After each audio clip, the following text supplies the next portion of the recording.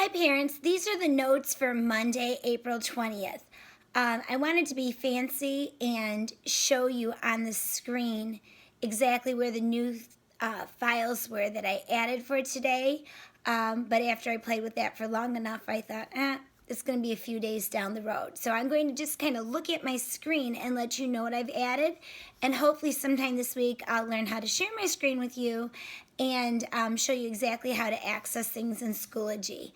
All right, so as you may have heard, today, Monday the 20th, is supposed to be where some changes are coming in line for Schoology.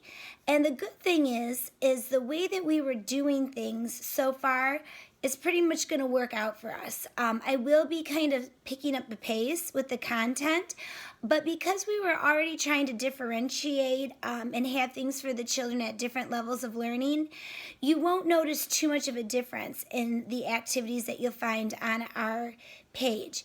You may have noticed that they're talking about wanting the children to do content Monday through Thursday, and then there's something called office hours on Friday. You can access any of the materials Monday through Thursday, but you can also do that on Friday too. And we can talk on Fridays if anyone needs to conference or call me or touch base in any way, but you can do that Monday, Tuesday, Wednesday, or Thursday too. Especially with the little ones, when we have our questions, we're going to need to ask them then and work through things as they happen. So I don't think a lot will be changing for us, but we'll kind of see as time goes on if we need to make any adjustments. Okay, so at the top of the screen on Schoology, you'll see that there's an invitation to a Zoom bingo, which should be happening this coming Friday at 6 o'clock. I was going to try this one a little later in the evening. It seems like when I look at my analytics, that's when most families are logging in towards evening. It's probably when parents are home and the kids are up and going. Hopefully the kids will be getting their bingo card in the mail, but if you lose that or if they don't get it for some reason, at the top of the Schoology page, you can click on a page there, and it will let you generate your own bingo card. Okay, if you do want to access, for any reason, the Easter file that was for extra activities over Easter break with some videos, some different nature videos and stories and activities in there, I've now put that into the April 13th folder. So you can do those activities at any time, just like any activities on our Schoology platform. Those are fine for any day of the week, any week of the month. They're very interchangeable for our kids, so feel free at any time, especially if you're just joining us on Schoology now, go back into previous folders and do those activities, or if one of the children wants to revisit an old activity, you can do that at any time. It will work just the same. All right, so for this coming week, the new activities in English Language Arts are a few different videos so far. One is the story Muddy Paws, where the kids will be practicing making predictions as we read the story. And let's get this open there.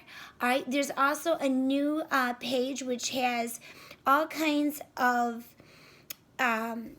links to worksheets for all of our sight words. There's probably 25, 30 of those at least. You don't need to do 25, 30 worksheets. Pick the ones that work for you, and if you don't like any of them that are listed under the week of April 20th to 24th, go back up to the printable sight word support folder, the white folder under English Language Arts, and those are the files. I think there's about 5 or 6 of them that the kids are very used to seeing. We would do those week after week at station time, so they can do those a little bit more independently if you prefer one of those. There's also some practice with the sounds CH and SH, whether a word has a long or short vowel with the magic E on it. The kids have an opportunity to practice making a list of springtime words and also some opinion writing. There will also be some practice for the letter V, which is our letter for the week, and that sound for both writing it and making that sound. Under math, the new focus this week is going to be geometry, and there are different math on the spot videos. I believe there were 12 of those this week on those different topics. They're just a couple minutes each. But what I really hope you don't miss is the page that says geometry lessons. On that page, you can find the objectives or goals that we have for geometry. But then there's a little tiny zip file icon, and it says kindergarten shape zip. That's the big brunt of the content on there, but it's very small. It's just above the video called Shapes with the Storybots. I know some of the kids like to watch Storybots, and that kind of explains it, and it's entertaining to the kids. But if you click on the Shape zip file, there's all kinds of activities that help get the kids familiar with different concepts in geometry. So there's quite a bit to see there. Okay, additional work in the math file this week. Let me get back there so I make sure I'm telling you the correct things. There's going to be work with the number 23, and then in a couple different forms, and a little video about the number 23. There's going to be some practice of something that's already been introduced, the addition practice with sums up to 10, and subtraction practice. And then there's also some problem-solving worksheets with videos, and then just at the top, there is a file. It's under worksheets for this week with videos and more. It's called Taking Back Weekends, and that is a large file that has all the math sheets that I did on the videos this week, but it also has additional practice. It's very similar worksheets, but the kids can do more if they don't want to do exactly the same one. That's the same file that you also find under English Language Arts. They have both the math and the reading together, English Language Arts, we also call that. Okay, under science, there's going to be a couple updates on the chicks. And under science, there's also a new topic, and that is dealing with habitats. Now, of course, we always like to use science to help teach reading concepts.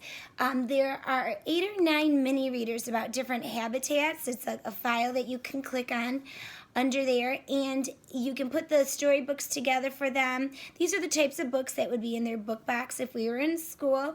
And then they have a comprehension worksheet with them that you can choose to do that will help increase their comprehension skills. Under social studies, there's a very, very large file that is titled Our World, and it's under Little Thinkers, Our World. And there's 2 things. Just like the other little tiny words had a lot of the content behind them, there's a little link icon, and then it says Our World Printables.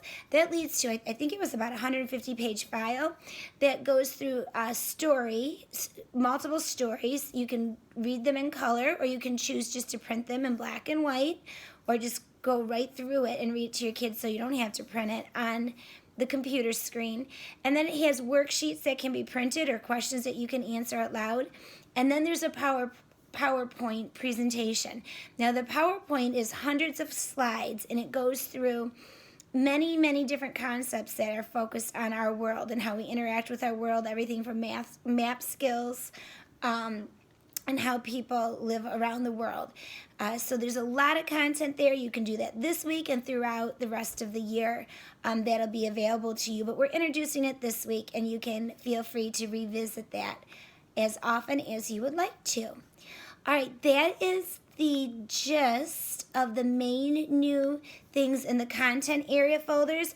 I did also add a few things to the guided reading group and the differentiated leveled math folders, so you can check back in there at any time you like. I hope your families are continuing to do well. If you have any questions, please, you can email me or message me on Schoology, text me, give me a call, especially if the children need a check-in. They're doing all this work, and sometimes it's hard to be motivated if they think no one's going to see it.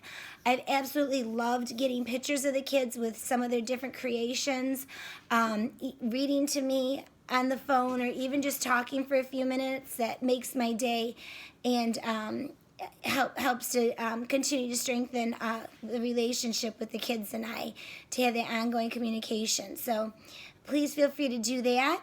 And if you have any questions, give me a call. If I can't get back to you immediately, I will as soon as I can. All right, you guys take care. Bye.